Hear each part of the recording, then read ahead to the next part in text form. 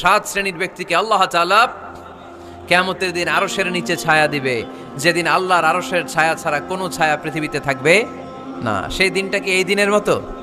কিয়ামতের দিনটা আজকের এই দিনের মতো হবে? 50,000 বছর হবে। এটা লেন্থ, এটা ডিউরেশন। কাআন সাফসাফা লা তারা ফিহা ইওয়াজা ওয়ালা আমতা, লেভেল প্লেইং ফিল্ড, তামার জমিন। একটু কল্পনা করেন তো ওই দিনটা কত ভয়ঙ্কর।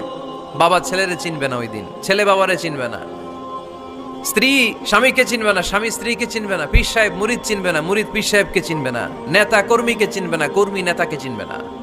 হায় হায়, ইয়া নাফসি বলে কাঁদবে। সূর্যটা মাথার কাছে চলে আসবে, সূর্যের তাপে মাথার মগজগুলো গলে গলে নাকের ছিদ্র আর কানের ছিদ্র দিয়ে টপ টপ করে বেয়ে বেয়ে পড়বে।